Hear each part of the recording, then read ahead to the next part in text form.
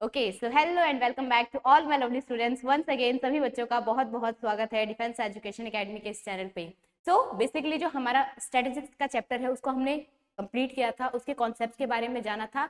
तो आज हम उसके लिए क्विक रिवीजन करेंगे कि ये क्या क्या हमने उस चैप्टर में पढ़ा था। अगर किसी बच्चे का बाय चांस मिस भी हो गया है तो वो दोबारा से रिकॉल कर सकता है एंड अपनी जो भी चीजें सीखी थी समझी थी उनको समझ सकता है। ओके सो स्टार्ट करते हैं आज की हमारी क्लास को। बट आज की क्लास में ना मैं आपको एक चीज थोड़ा सा और बताऊंगी कि जो एक्चुअली में स्टैटिस्टिक्स होता है उसका मीनिंग क्या होता है या क्या उसके यूज होते हैं, क्यों हम स्टैटिस्टिक्स को यूज करते हैं या उसको पढ़ने का क्या मतलब है। तो बेसिकली अगर मैं मीनिंग के रिगार्डिंग बात करूं तो यहाँ पे हमारे पास कुछ रीजंस है जिनकी वजह से हम इसको यूज करते हैं। ठीक है, तो फर्स्ट हमारा मेन मोटिव क्या है इसको यूज करने का, एक ऑर्गेनाइजिंग डाटा होता है। लेट सपोज मान लीजिए बहुत सारी चीजें आपस में मिक्स है, कभी वेट के रिगार्डिंग, कलर के रिगार्डिंग, हाइट के रिगार्डिंग, एज के रिगार्डिंग, बहुत सारी चीजें हमसे पूछी जा रही है किसी पर्टिकुलर इंसान के बारे में या पर्टिकुलर चीज के बारे में या पर्टिकुलर जगह के बारे में।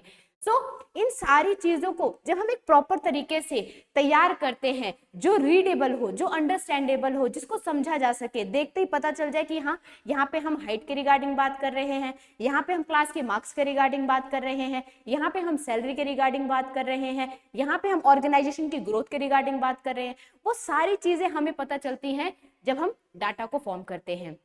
एंड उन सारे डाटा को प्रिपेयर करने के लिए हमें इस चीज की रिक्वायरमेंट पड़ती है विच इज स्टैटिस्टिक्स। ओके, यहाँ पे हम डाटा को या हमारे पास जो पर्टिकुलर इंफॉर्मेशन है उसको इस तरीके से प्रेजेंट करते हैं जिससे हमें उस चीज के बारे में पता चल सके, इंफॉर्मेशन हो सके।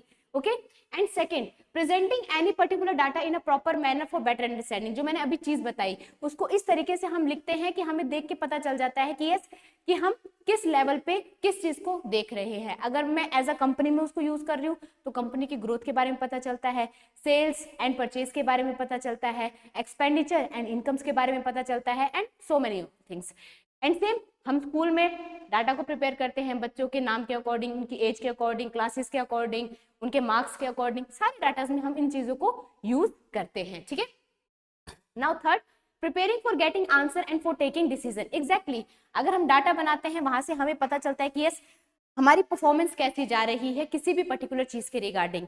तो जहां पे वीकनेस होगी या जहां पे हमें रिक्वायरमेंट होगी तो उसको हम एनालाइज कर सकते हैं, उसके रिगार्डिंग हम डिसीजन ले सकते हैं कि यस यहाँ पे इंप्रूवमेंट करने की रिक्वायरमेंट है। ओके, जो कि नेक्स्ट हमारा पॉइंट है, for analysing data of regular field and focusing on week side. मतलब जो भी इंसान इसको जहां पे यूज कर रहा है उस फील्ड में उसको कहाँ पे लॉस फेस करना पड़ रहा है या किस जगह पे इंप्रूवमेंट की रिक्वायरमेंट है।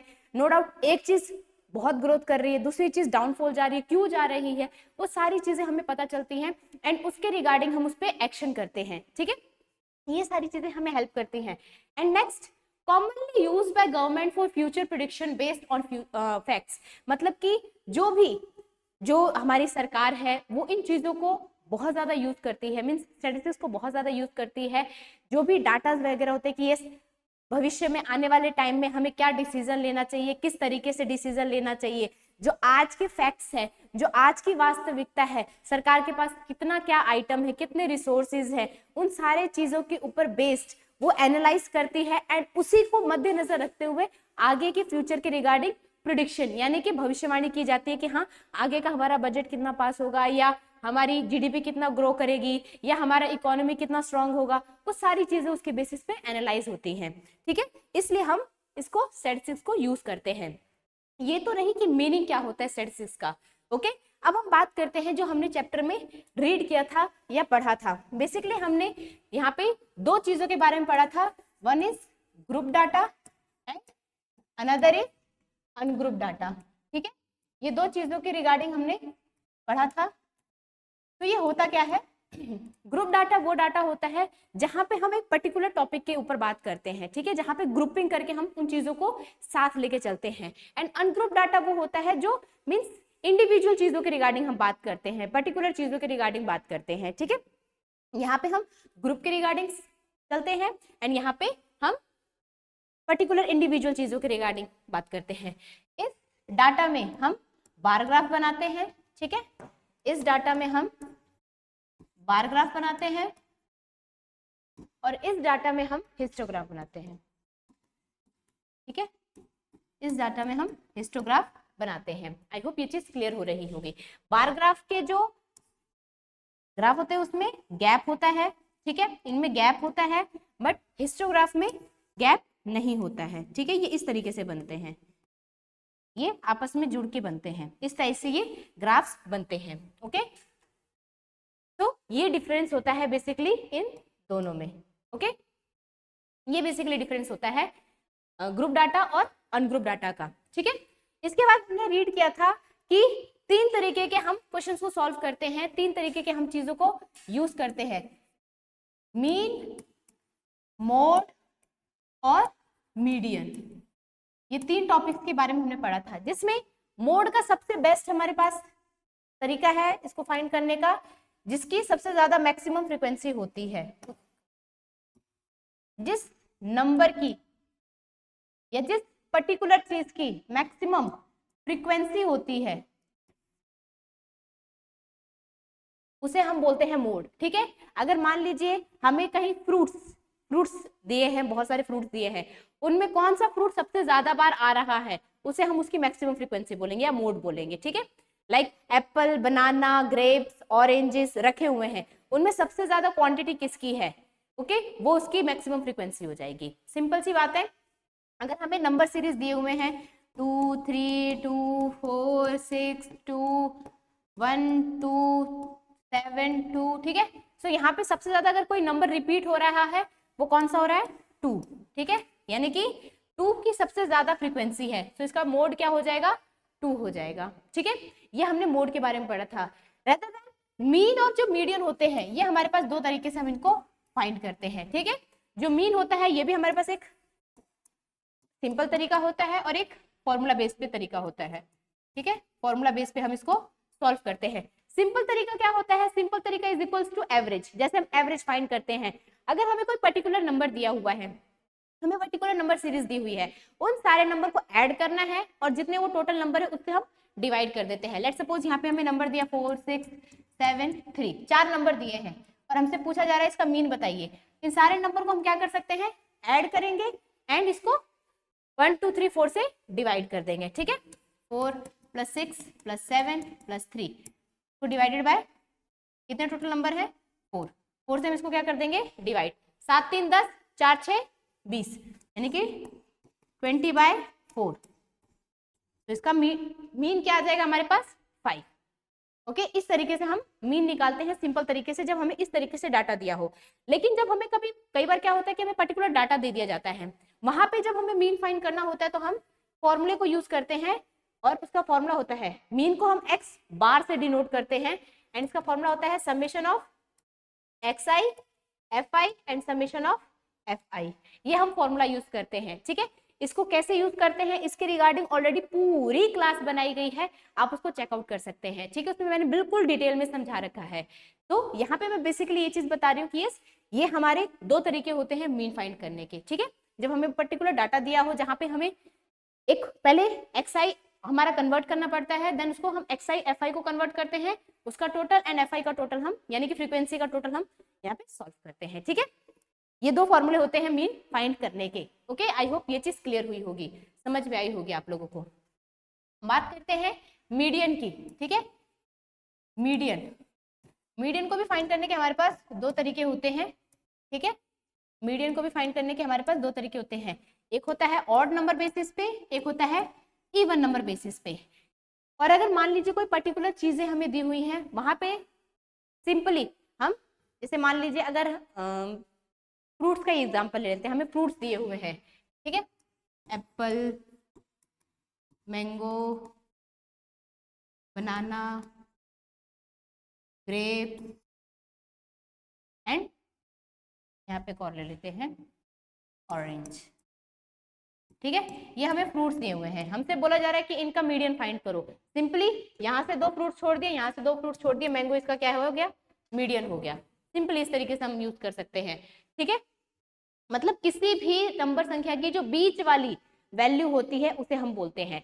लेकिन ये तो हमने आइटम्स की रिगार्डिंग बात की है, but when we have numbers, अगर हम नंबर्स के रिगार्डिंग बात करें तो वहां पे हम इस लॉजिक को यूज करते हैं, बट एक स्टेप उससे पहले होता है जिसे हम बोलते हैं उसको अरेंज करते हैं। ठीक है, हमें कोई भी अगर नंबर सीरीज दी है और बोला जा रहा है कि उसका आप मीडियन फाइंड कीजिए, तो जो भी आपको नंबर सीरीज दी है सबसे पहले उसको अरेंज करना है। ठीक है, सबसे पहले उसको अरेंज करना है असेंडिंग ऑर्डर में। ठीक है, उसको सबसे पहले असेंडिंग ऑर्डर में अरेंज करना है, एंड देन अगर वो ऑड नंबर की संख्या में होगा तो इक्वल दोनों साइड से नंबर्स को गैप करके सेंटर वाला जो हमारा नंबर होगा वो उसका मीडियन होगा। एंड सिंपली लाइक अगर मैं एग्जांपल बोलूं तो इसका ऑड को निकालने का हमारे पास फॉर्मूला भी होता है n + 1 डिवाइडेड बाय 2। n मतलब होता है टोटल नंबर्स कितने हैं। ठीक है, जैसे मान लीजिए यहाँ पे 5 3 1 6 7 ये दिया हुआ है। ठीक है, तो यहाँ पे टोटल नंबर कितने हैं 5, तो यहाँ पे हम 5 लिखेंगे। 5 + 1 डिवाइडेड बाय 2 यानी कि 6/2, 2 1 = 2, 2 3 = 6। ये 3 हमें क्या बता रहा है कि जो तीसरे नंबर पे डिजिट है वो इसका मीडियन है। बट क्या हम इसमें से बता सकते हैं? नहीं, पहले हम इसको अरेंज करेंगे, जो मैंने फर्स्ट रूल बताया है। पहले इसको हम अरेंज करेंगे 1 3 5 6 और 7। तो 1 2 3 तीसरे नंबर पे क्या है 5, तो 5 इसका क्या हो जाएगा मीडियन। पहले उसको अरेंज करना है। ठीक है, इस चीज का ध्यान रखना है। ओके, पहले नंबर्स को अरेंज करना है। और ऑड अगर संख्या है, ऑड संख्या है यानी कि देखो 5 है, 5 हो 7 हो 9 हो, मीन्स ऑड नंबर में अगर संख्या हो तो हमारा n + 1 डिवाइडेड बाय 2 का फॉर्मूला हम यूज करते हैं। ठीक है, ये था ऑड का कॉन्सेप्ट। इवन कॉन्सेप्ट में सेम यही चीज होती है। जैसे मान लीजिए यहाँ पे एक और नंबर दे दिया 8, तो यहाँ पर से हम 2 नंबर छोड़ेंगे, यहाँ से 2, ये 2 नंबर हमें मिलेंगे। इवन के केस में हमेशा हमें सेंटर में 2 नंबर मिलेंगे। ठीक है, और उन दोनों नंबर को प्लस करके 2 से डिवाइड कर दीजिए, 7/2 यानी कि इसका मीडियन कितना आएगा 3.5। अदरवाइज इसका एक फॉर्मूला भी होता है, आप फॉर्मूले को भी यूज कर सकते हैं। इवन को निकालने का फॉर्मूला क्या होता है n/2 + n/2 + 1 डिवाइडेड बाय 2। ठीक है, ये फॉर्मूला भी होता है जिसको हम यूज करके अपने आंसर को फाइंड कर सकते हैं। ओके, ये था हमारा मीन मोड मीडियन के ऊपर जो हमने बात की थी। इसके अलावा हमने एक कॉन्सेप्ट पढ़ा था जब हमें डाटा दिया हो। ठीक है, जब हमें ग्रुप्ड डाटा दिया हो। ठीक है, जब हमें ग्रुप डाटा दिया जाता है उसमें जो हमारा डाटा होता है, ठीक है, हमें ग्रुप डाटा किस वे से दिया जाता है। लेट्स सपोज मान लीजिए